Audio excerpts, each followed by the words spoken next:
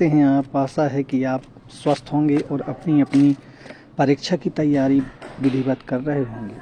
आपकी परीक्षा की तैयारी को 100% सक्सेसफुल बनाने के उद्देश्य से मैंने एक प्रश्न पत्र तैयार किया है जो आपकी वार्षिक परीक्षा में अच्छे परिणाम दे सकता है। तो आइए अपन स्टार्ट करते हैं। विषय गणित कक्षा 10।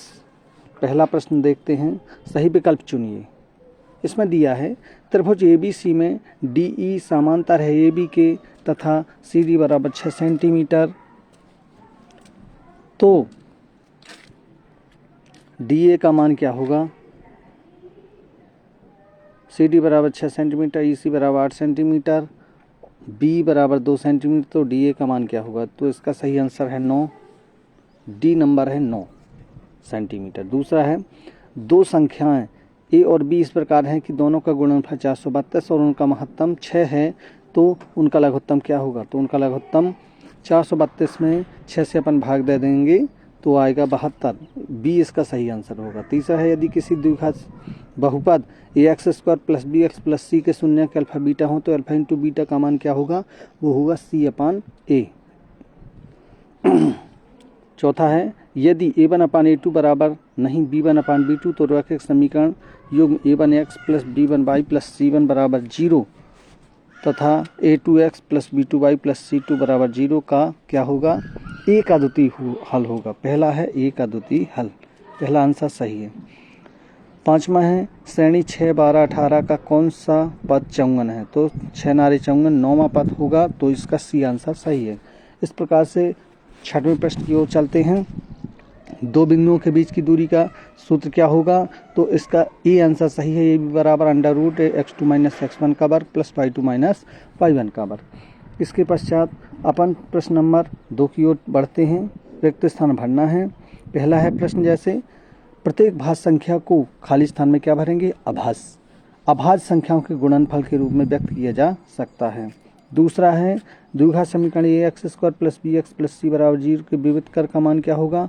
वो होगा D बराबर, खाली स्थान में अपन भरेंगे b का वर्ग - 4ac। तीसरा है, यदि किसी समांतर श्रेणी का nवां पद 3-2n हो तब श्रेणी का प्रथम पद क्या होगा? n के स्थान पर 1 रख करके हम मान निकालेंगे तो 5 होगा। चौथा है, वृत्त को दो बिंदुओं पर प्रतिच्छेद करने वाली रेखा को खाली स्थान में छेदक रेखा कहते हैं।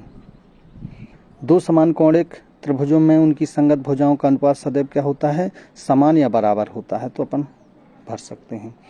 छठवां है, 3 मीटर ऊंची मीनार के पास से 3 मीटर दूर स्थित बिंदु पर मीनार की चोटी का उन्नयन कोण 45 अंश खाली स्थान में भरेंगे होगा, यही इसका आंसर होगा। इस प्रकार से प्रश्न नंबर 2 पूर्ण हुआ। प्रश्न नंबर 3 की ओर चलते हैं। सत्य बताएंगे। इसमें किसी बिंदु का भुज 0 है और कोटि 3 है तब वह x अक्ष पर स्थित होगा। जी गलत है, क्योंकि y अक्ष पर स्थित होना चाहिए। दूसरा है, यदि किसी द्विघात समीकरण के विविध कर का मान 0 है तो उसके मूल वास्तविक और समान होंगे। ये सत्य है, वास्तविक और समान होंगे। तीसरा है, श्रेणी 2 एक समांतर श्रेणी है क्या? नहीं, क्योंकि अंतर समान नहीं है इसलिए समांतर श्रेणी नहीं होगी। चौथा है, क्षैतिज तल से ऊपर की ओर देखने पर दृष्टि रेखा क्षैतिज के साथ अवनमन कोण बनाती है। गलत है जी। एक किनारे पर बेलनाकार बनाई गई पेंसिल एक शंकु और एक बेलन का संयोजन है। बिल्कुल सही, बेलन का संयोजन है और शंकु का संयोजन है। छठवां है, किसी घटना की प्रायिकता 1 से अधिक नहीं हो सकती। ये भी बिल्कुल सही है। इसके पश्चात अपन सही जोड़ी प्रश्न नंबर 4 की ओर चलेंगे। इसमें दिया है 1 + cot² थीटा, इसका सही आंसर होगा F cosec² थीटा। दूसरा है sec थीटा, इसका सही आंसर होगा A 1/cos थीटा। तीसरा है sin² थीटा + cos² थीटा, इसका सही आंसर होगा E 1। फिर चौथा है, वृत्त की परिधि का फार्मूला इसमें दिया है 2πr, इसका C आंसर सही होगा। पांचवा है, वृत्त का क्षेत्रफल क्या होता है? πr², तो इसका B आंसर सही होगा। छठवां है, असंभव घटना की प्रायिकता 0 होती है, अतः इसका सही आंसर D होगा। अब इस प्रकार से अपन 5वें प्रश्न की ओर चलते हैं। एक शब्द में या एक वाक्य में उत्तर देना है। तो पहला है, यदि किसी द्विघात समीकरण का विविध क्रमांक धनात्मक हो तो उस समीकरण के मूलों की प्रकृति कैसी होगी? मूलों की प्रकृति वास्तविक व भिन्न होगी। फिर दूसरा है, क्या सभी वर्ग समरूप होते हैं? हाँ, सभी वर्ग समरूप होते हैं।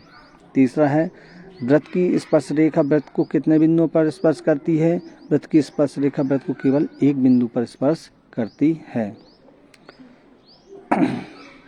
चौथा है, दो बिंदुओं 1, 4 और 3, 2 को मिलाने वाली रेखाखंड के मध्य बिंदु के निर्देशांक लिखिए। इसके होंगे 2 और 3। पांचवा है, घनाभ के संपूर्ण पृष्ठ का सूत्र लिखिए। तो इसका है 2 × LB + BH + LH। छठवां है, 2, 4, 8, 7, 5, 4, 9, 6, 7, 1, 7। इसमें देखते हैं हम कि 7 3 बार आया है, अतः इसका बहुलक 7 होगा।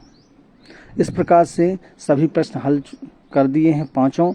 लेकिन कक्षा प्रश्न नंबर 6 से लेकर के प्रश्न नंबर 23 तक यदि हम हल करने को बैठेंगे तो 3 घंटे से कम समय नहीं लगेगा और YouTube पर 3 घंटे के वीडियो कभी अपलोड किए नहीं जा सकते हैं। अतः आपको सुविधा की दृष्टि से हम इनके हल आपकी स्क्रीन पर भेजते जा रहे हैं। आप उनके स्क्रीनशॉट लेते जाएं फटाफट। तो अपन चलते हैं प्रश्न नंबर 6 की ओर। प्रश्न 6 का आंसर ये है, पूरा हल हुआ है। प्रश्न नंबर 6 और 6 का अथवा इस प्रकार से होगा।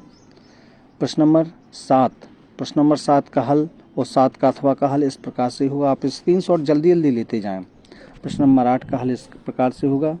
प्रश्न नंबर 8 का अथवा इस प्रकार से होगा।